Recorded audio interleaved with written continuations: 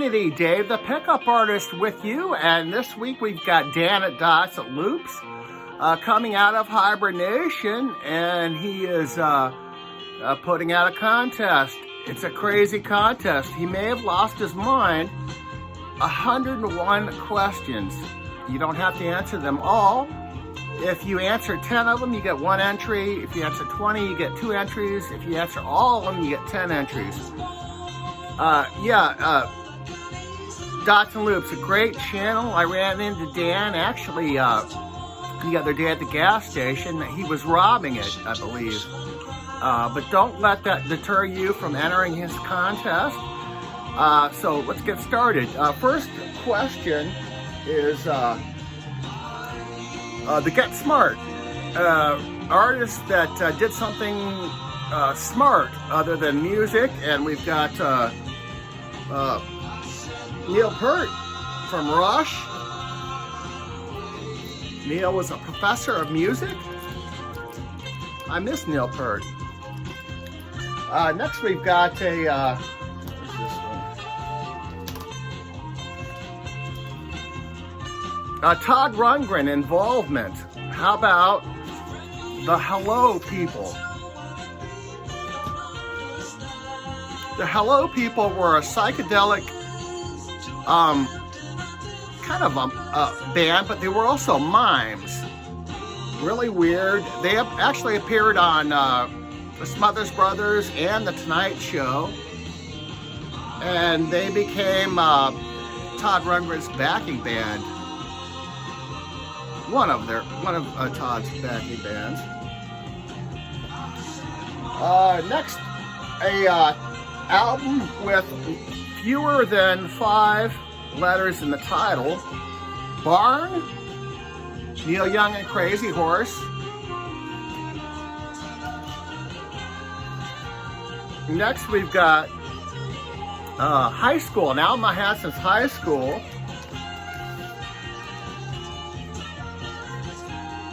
How about this one?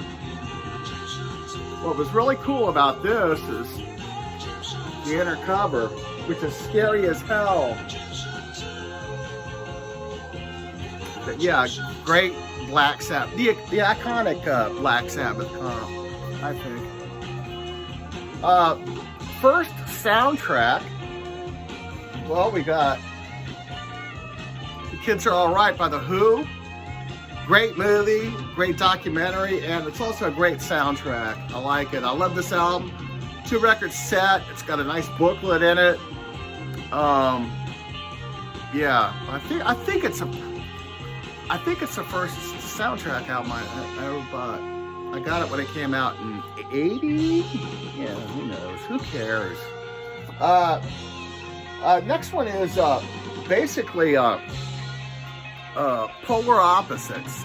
2 acts that you never find together. And not only do I have that, but I have 2 acts with the same name that would never hang. One of them is Frank Sinatra, and the other is Frank Zappa.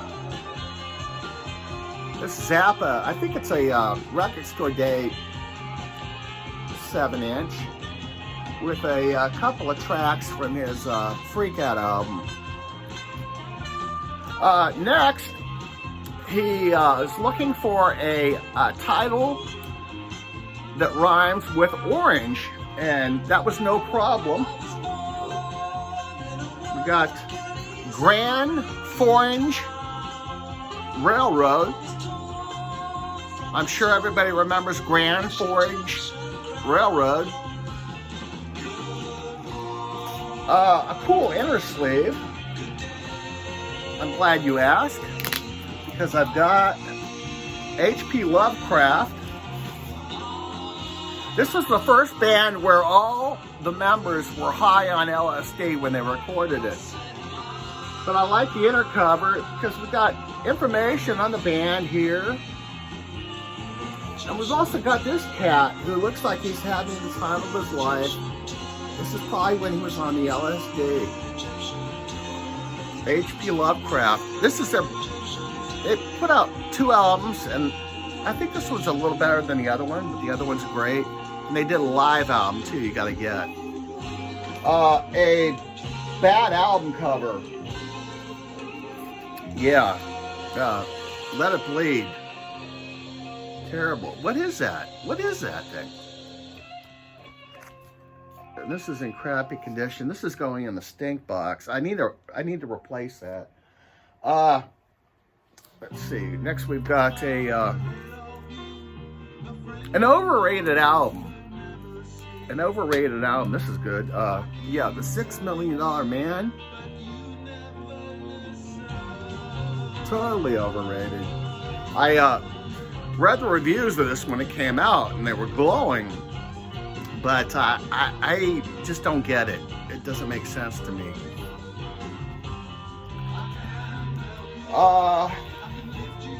This is an underrated album. The first Yes album.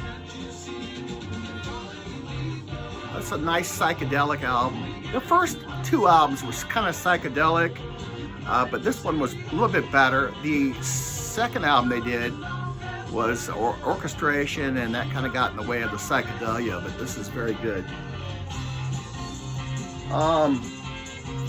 Next, we got an album that heals.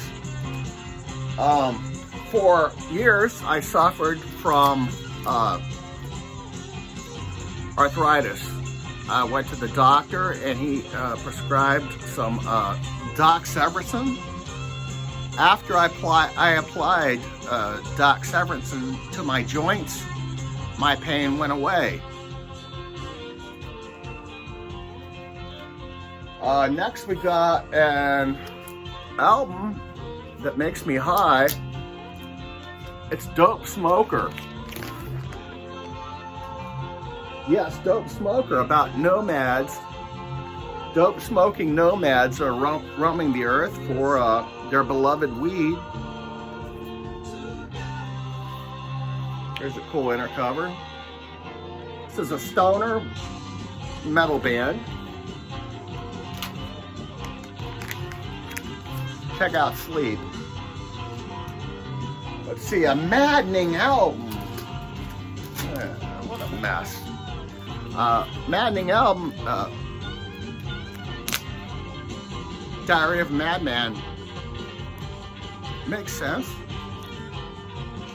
A short album. We've got the debut album of Big Brother and the Holding Company. This comes in at 23 minutes. This was also one of the first psychedelic albums on the mainstream label. Yeah, Janis Joplin and Big Brother and the Holding Company. Next we've got a interracial band. We've got Love on Elektra. This album has the original Elektra sleeve. Great band. A album with no guitar. I'm sure I'm not going to be the only one to show this, but oh God. It's United States of America. Now it sounds like there's guitar on it because they've got a violinist who runs his violin through a some sort of effects pedal. But this is a great album. There's no guitar on it. Very good. A great organ. I think this is a great organ album. Yeah, most organ. We got Rick Wakeman, Knights of the Round Table.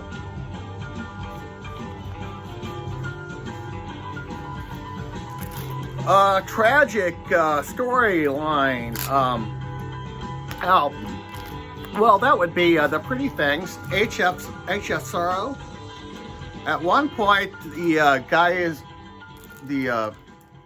I don't know, he's watching his loved ones come in on a blimp, and suddenly the blimp catches fire, and it's horrible.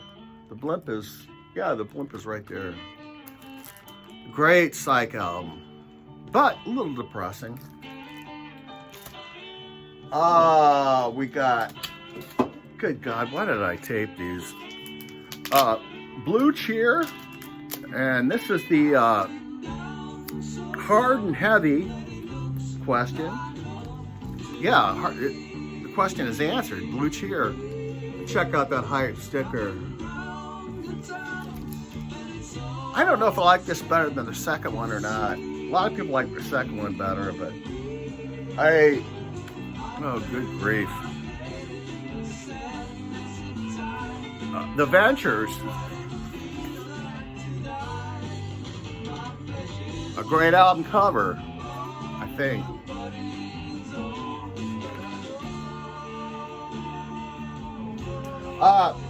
Next we got Harmonies. He's looking for an album with harmonies. And how about the Mamas and Papas? Some quick trivia. Roman Polanski actually thought that John was the one who killed Sharon Tate because he was actually having an affair with his then wife, Michelle Phillips. And let's see, iconic album, the Byrds, Sweethearts of the Rodeo. And finally, I've got an album with the great lyrics. Dylan,